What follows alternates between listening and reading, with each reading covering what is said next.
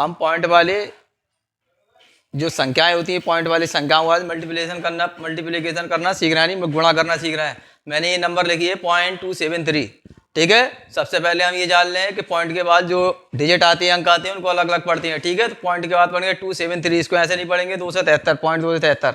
ठीक है, ध्यान रखना, इसका हम मल्टीप्लिकेशन 0.002 में कर रहे हैं। ठीक है, इसको एक ही लाइन में मल्टीप्लाई करेंगे, ध्यान से सीखना है। आज आपको मैं नया तरीका बता रहा हूँ मल्टीप्लाई करने का। जब पॉइंट के बाद 0 लगे हों और उसके बाद डिजिट हो, ठीक है, तो और 0 का मल्टीप्लाई करते, खाली हम डिजिट का ही मल्टीप्लाई करते हैं और एक लाइन में मल्टीप्लाई हो जाता है। हम 2 का मल्टीप्लाई है 2, ठीक है, 2 का ऐसा मल्टीप्लाई का 2 3 6 रख दिया, उठाया 2 7 14 की 4, हासिल 1 लगा, 2 दूनी 4 और 1 5 रख दिया। ठीक है, अब ध्यान से देखेंगे पॉइंट के बाद जितने भी इधर डिजिट होते हैं दाएं हाथ पे, इधर कितने डिजिट हैं 1 2 3, ठीक है, इधर कितने हैं 4 हैं। ठीक है, तो पॉइंट के बाद जितने भी डिजिट होते हैं, ठीक है, गुणा करने के बाद दाएं हाथ की तरफ से गिन के उतना ही डिजिट के बाद में यानी अंकों के बाद में हम पॉइंट लगा देते हैं। तो यहाँ कितने अंक हैं, यहाँ 3 अंक आए हैं। ठीक है, और यहाँ कितने थे 7, 3 और 4 7 थे। ठीक है, तो कितने ही कमी आई है 4 की, जितने 0 ही कमी है उतने 0 हम क्या करेंगे बाएं हाथ पे बढ़ा देते हैं, उसके बाद पॉइंट लगा देंगे ऐसा करके हम। ठीक है, ये हमारा उत्तर होगा। तो एक ही लाइन में इस तरह से हम मल्टीप्लाई करके आंसर पता कर सकते हैं। अब आपको मैं दूसरा बता रहा हूँ, ये बिना मल्टीप्लिकेशन की संख्या, पॉइंट वाली संख्या है। ठीक है, इसमें जब शुरू में 0 आते हैं, आपने देखा हुआ, इसका मल्टीप्लाई करना है 75,100 का, 100 में हमें 4000 का मल्टीप्लाई करना है। ठीक है, तो हम क्या करेंगे, शुरू में जितने भी 0 होते हैं वो सारे 0 को हम उठा कर रख देंगे इस तरह से।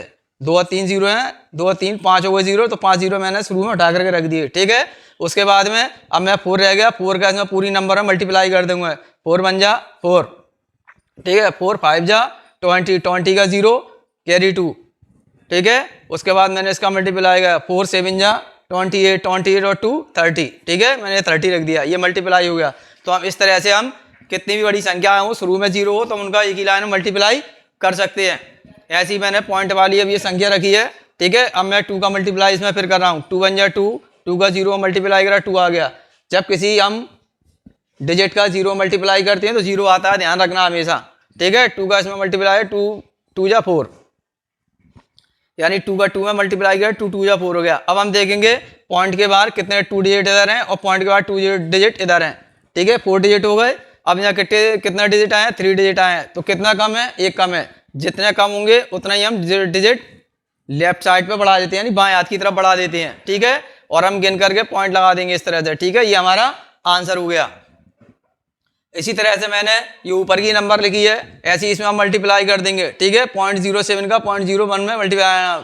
ठीक है, 1 7 जा 1 हो गया। ठीक है, ये हो गया मल्टीप्लाई, इसका हमने 0 में करा 0 हो गया। ठीक है, यहाँ कितने 2 इधर 2 है, 4 डिजिट हो रहा है पॉइंट के बाद, या कितना रह गए 2 डिजिट की कमी है, तो 2 0 और बढ़ाएंगे हम, पॉइंट लगा देंगे। ये हो गया मल्टीप्लाई।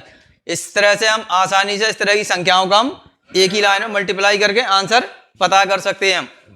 ऐसे ही अगला के नीचे नेक्स्ट है, मैंने 0.02 का मल्टीप्लाई करना है इसमें, यानी 97.4 में। तो मैं 2 का मल्टीप्लाई 2 2 चौक 8, ठीक है, 2 का 7 लगा, 2 7 14 की 4, हासिल 1 लगा। इसका मल्टीप्लाई इसमें करा, 2 में 18 और 1 19, ये मैंने मल्टीप्लाई कर दिया। अब ये कितना डिजिट है, एक डिजिट इधर है पॉइंट के बाद और 2 इधर है, कितने हो गए 3 हो गए मिलकर के डिजिट। अब हम इधर से गिन कर दाएं हाथ की तरफ से गिन करके 3 अंकों के बाद पॉइंट लगा देंगे ऐसा करके। ठीक है, ये हमारा आंसर हो गया। क्या हो गया, ये हमारा आंसर हो गया। ऐसे ही हमने ये वाली डिजिट लिया, मैंने यही पॉइंट वाली डिजिट है। देखो यहाँ भी पॉइंट लगा, ऊपर भी और नीचे भी लगा, ये दोनों पॉइंट वाली डिजिट हैं। ठीक है, इसका 2 का मैंने मल्टीप्लाई 2 7 14, हासिल 1। ठीक है, इसमें अपना मल्टीप्लाई 0 0 में 1 जोड़ेंगे 1 आ गया, 2 का 0 का 0 आ गया, ये आ गया हमारा आंसर। ठीक है, अब हमें क्या करना है, ध्यान से देखना है।